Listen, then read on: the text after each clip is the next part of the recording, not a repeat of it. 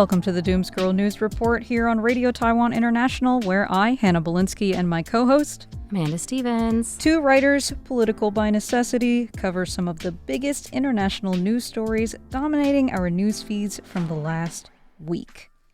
I'm Hannah Belinsky, and this week we're very sweaty. Not just where we are, where it's more or less expected, but in Europe, where it is less expected and where they are far less equipped to handle these kinds of temperatures. And this sweatiness is expected to continue into the FIFA World Cup, which starts in less than 2 weeks and is already shaping up to be pretty much a total disaster. Amanda, you are not new to Taiwan summers by this point, so share with us, what are some of the ways that you beat the heat? I don't go outside.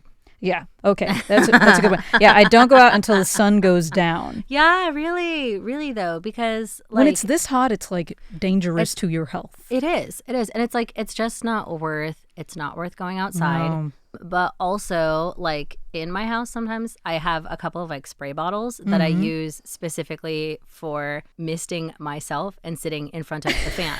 Nice. When it gets like really crazy hot. It's like a plant. Like, you gotta spray your plant. Yeah. I do that, and then I'll sit in front of a fan and just let the water like evaporate.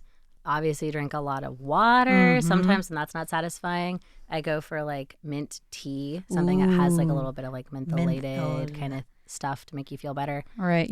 But yeah, really just don't go outside. Whenever you can help it. And then if you do, get the old lady umbrella. Like, the UV parasol is essential. It's actually really good. It helps. Even when it's humid. If you can afford or find like cooling wipes. And then just get a fan. I keep that classic paper fold-out fan in my purse. But actually, it's like really, really helpful for days like this. Just to have something, you know? You don't need to worry about batteries or anything else like that. So, you heard it here. How to stay cool when it is so very hot. Well, sort of.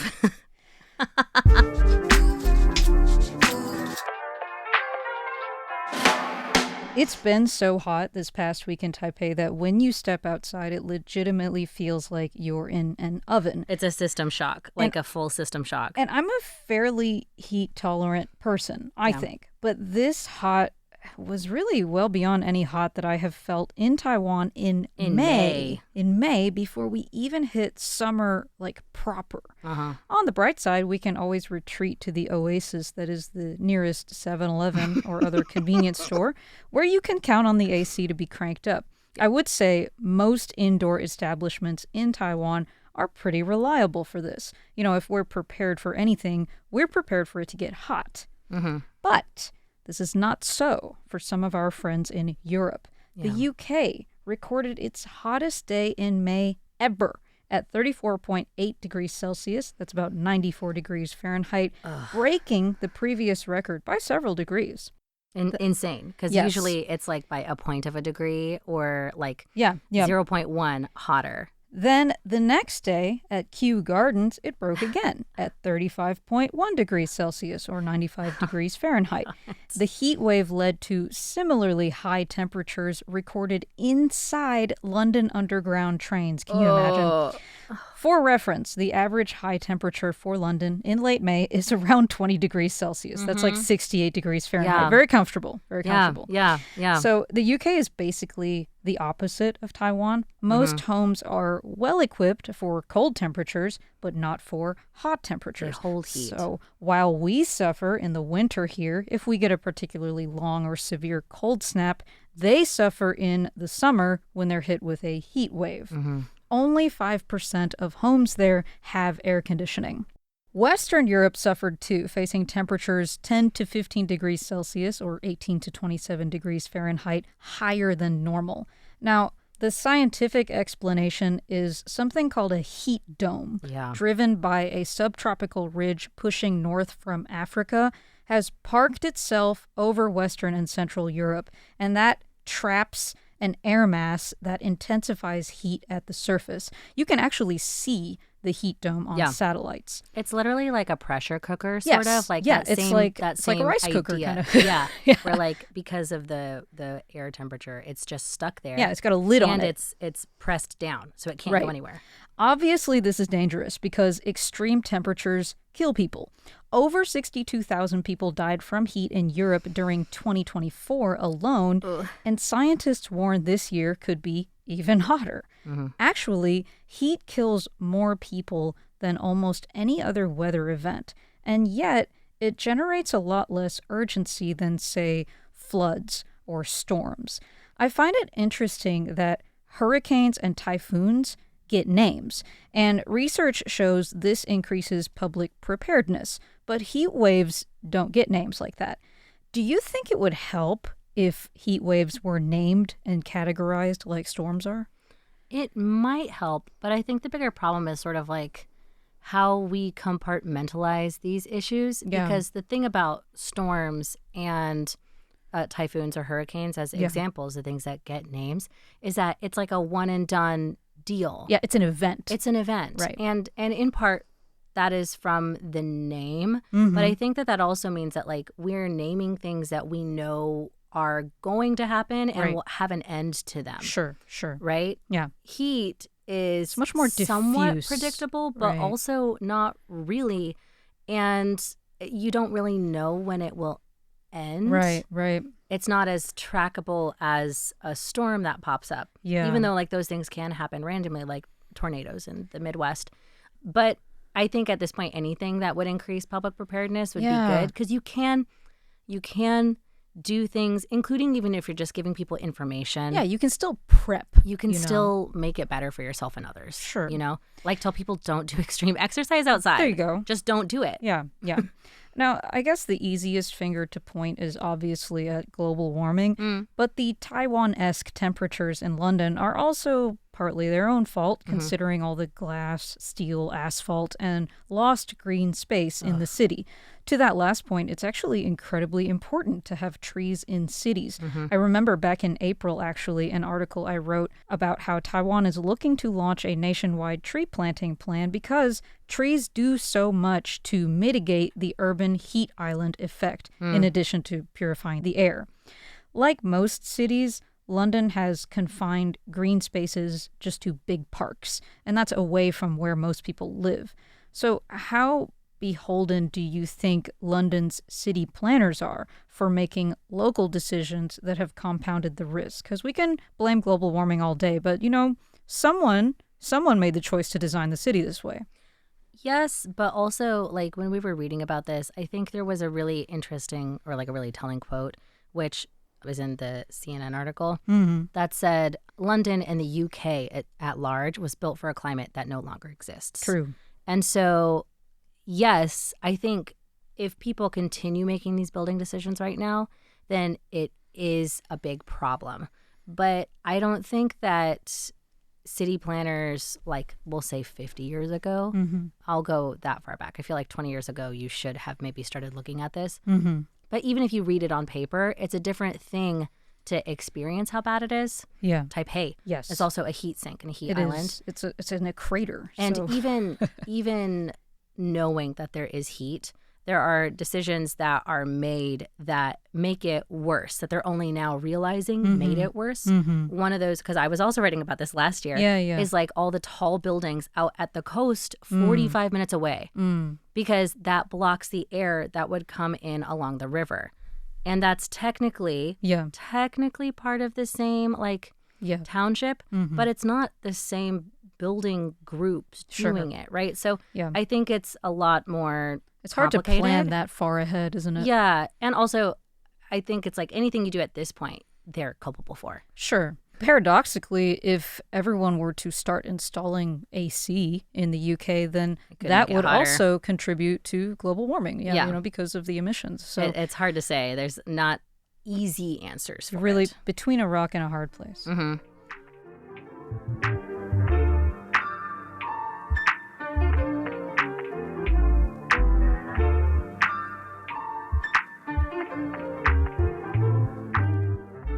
Before we proceed, I'm going to admit up front, I know very little and care even less about soccer, sports generally.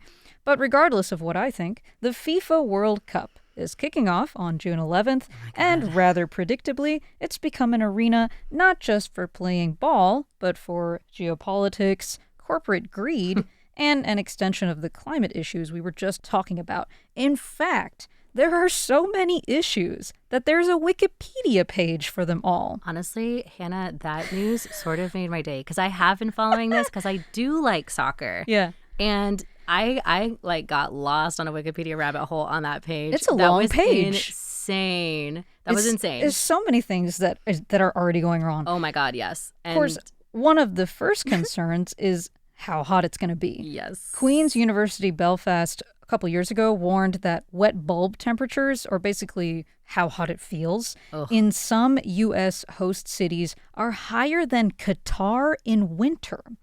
Now, FIFA has mandated a 3-minute hydration break each half as a result. 3 minutes. It really doesn't sound like that's going to be enough, right?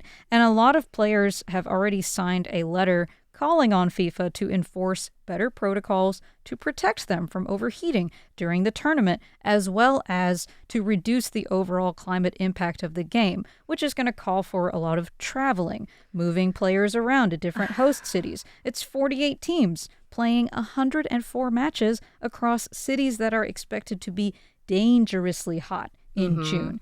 It seems kind of inhumane that it's even being held. It's a little dance monkey dance for me. Yes, of course. You got to follow the money. Yeah. And for all that we could say about the issues with climate, sustainability, what it really comes down to is the fact that money wins every argument. A really interesting bit of reporting by Jason Gay at the Wall Street Journal detailed how New York and New Jersey attorneys general have just subpoenaed FIFA over ticketing because fans were misled about prices and seat locations. This has been my Roman Empire for the this is what you've been following? This particular thing for the last 3 months. So let me explain real quick. FIFA used dynamic pricing that sent costs through the roof, and the affordable $60 tickets made up only 1.6% of all tickets available. To me, this seems to reflect a larger trend in ticket prices for live entertainment events like concerts, which used to be very accessible, but have now become so expensive that the average consumer is generally priced out of seeing their favorite band perform unless they dip into their rainy day fund. Amanda, we are about the same age. Do you have any experiences from back in the day that you couldn't really replicate today without spending hundreds, if not thousands of dollars? So I say it all the time. I'm from Seattle, but there's a really big indie music scene. Naturally. So for me, I was usually seeing some guy that maybe put out one album in his whole life, and it was done. That's something. But I remember my friends, I had maybe half of my friend group was really big into concerts. Yeah. And on their own high school, not quite salary, but allowance, sure, they could buy tickets to go see their favorite bands. And regularly. They would go do so every few months, maybe even 2 or 3 times a year. Sure. And they still had money left over for merch. And it wasn't like we were raking in cash. I don't think any of us had necessarily a job. So it's saving up their $60 or maybe $80 to get a t-shirt. Yep. Maybe $120 if you it's a big band. But that when I look at how much people spend, that there are young people in their 20s spending $2,000 on it's not even sometimes it's a world tour, but it's this is the concert in my city, and I wanted to get middle row seats in the middle of the arena. That's insane to me because that's just to get there, right? Yeah. Truth be told, this discussion was never going to be about sports because absolutely I don't know that much or care that much about sports. But what the World Cup really makes me think about is how many Americans can no longer do anything fun regularly at a reasonable price. I mean, so sad, concert tickets, sporting events, theme parks like Disney, musical festivals, theme even parks. Just going to see a movie in theaters or eating out at a restaurant has become expensive. Vacations, forget it. This idea that a working or middle-class family could still participate fully in mainstream cultural and recreational life has basically collapsed. And I feel this used to be part of the American dream, take me out to the ball game. But now, if you're not very financially comfortable, you're kind of stuck on the outside looking in. Does it feel as much to you as it does to me like a turning point in terms of American culture? This stark divide between the haves and the have-nots just getting larger and larger. I was able to go to Disney World when I was a kid, but I don't know if I'll ever be able to afford to bring my son, or if I even want to patronize Disney anymore. I feel the same way. I think if we were to tie it back to FIFA, one thing that is a really good reminder of the fact of how expensive things have been, not just comparing it to our own expenses, but is like fans from around the world kind of like not going to games because they can't afford it, including people who have like gone to every other FIFA match. Like I was looking at most of the people in Argentina who won the World Cup last year, many, maybe not most, but many of them can't go because they can't afford it, but they've been able to afford it in every other country. It's too expensive now to be a diehard fan. Yeah, you can't do that. And I think like honestly, however I personally feel about Disney, it's a really good example because regardless of my feelings, I think it's something everybody should experience once as an American because it's also kind of like this is one of America's like biggest exports. Right. And it is fun. Like it is fun. They do a good job of making a good theme park. They do. It's a fun experience, and it used to be like the idea when it was created was like it's something that everyone can afford to go to for a day. Not to have anymore. Like a getaway. Yeah. But yeah, you can't do that anymore. And I kind of feel sad for that because I feel like it's a really good childhood experience. And that sort of extends out into everything else. Like you have to make your own fun or you have to invest in something you can do yourself. You can't participate in public events cheaply or affordably. How expensive Legoland now is. I would like to take my son there. Oh, that's fun. I would recommend it. Yeah. Yeah.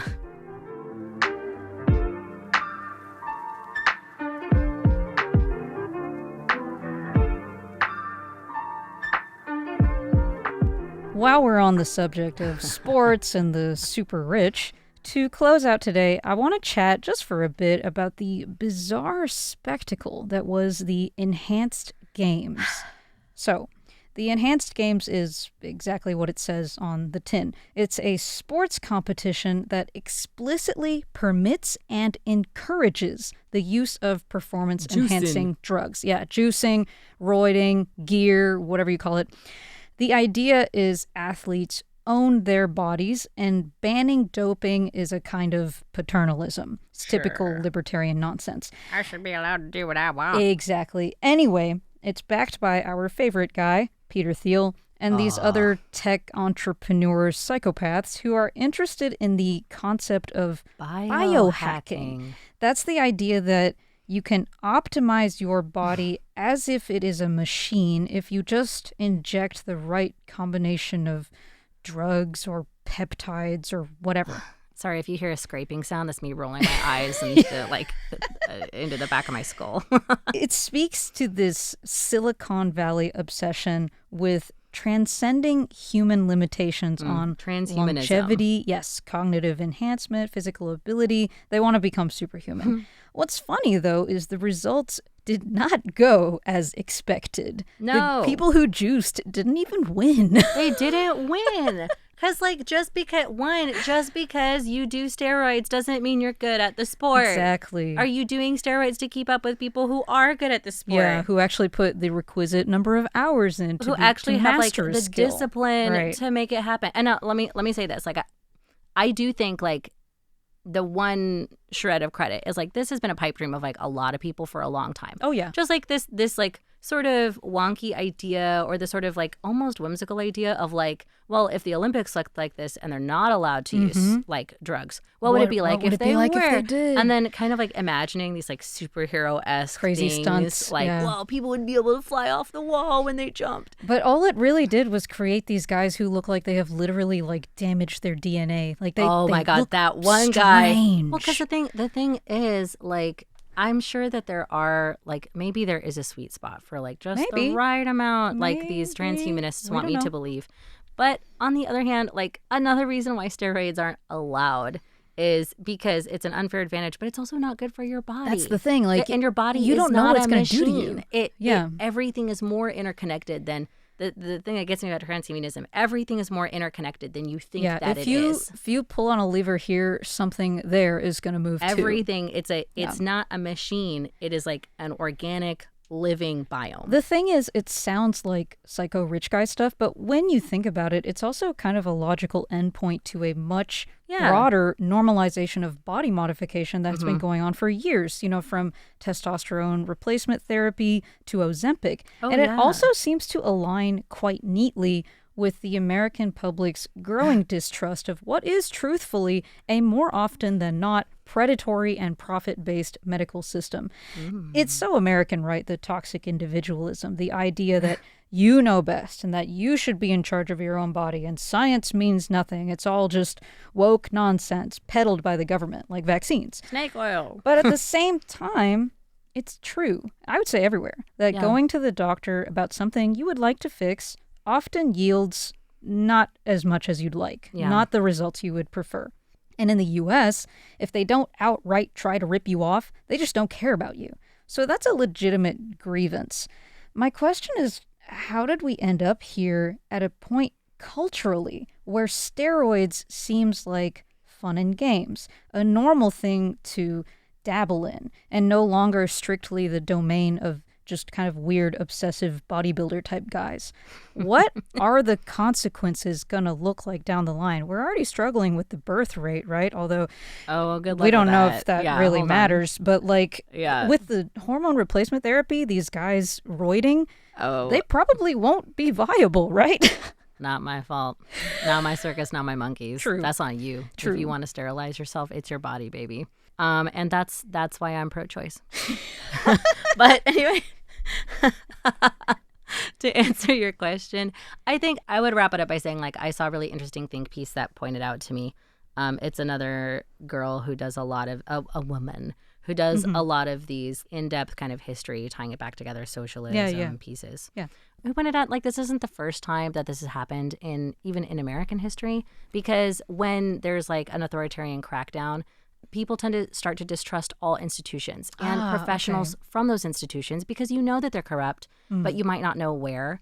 And so one of the only things that you can do freely is control your own thought and to look for solutions outside of the system that you know to be corrupt. That makes sense. It does. And so I find that somewhat comforting as well, that it's this is a natural response to a crisis. But did we have anything resembling looksmaxing before?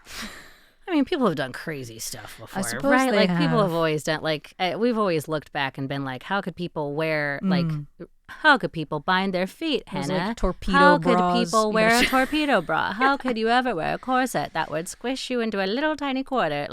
I guess you would wear, what was the white powder that was actually poison people on their face? It was full of lead. Yeah. Powder your face with lead. People always did crazy stuff. That's true. I guess what's scary about it, I'm sure they knew at the time it wasn't very healthy either, but it was looksmaxing. What's scary about it now for me is how suddenly common it feels to just experiment with your body with no regard for any potential long-term consequences. Yeah. Well, because who do you trust to tell you about the consequences? Right? I think that's, to me, that helped reframe a lot of things in that, as you said, especially if we just stick to looksmaxing. And in North America, you know that the healthcare system, even if you have a good doctor, the system that doctor is in is predatory. Yes. And so you immediately question, are you giving me this advice to help me or so that I come back and you can make more money? You money. Right. So who do you trust? And then on the internet, is it real? Is it AI? At what point does it matter? Oh, our institutions, they're so broken. Well, hopefully it'll cycle back around. Let's hope. We cross our fingers. Well, that's it for today's news report. Yeah, we're hope maxing. A quick reminder that you can find all of our referenced articles in the show notes for today's episode. I'm Hannah Belinsky. I'm Amanda Stevens. Thanks for joining us on air today. Tune in tomorrow for more programs by Radio Taiwan International. And in the meantime, remember to stop scrolling and touch grass. We'll see you next week. Bye.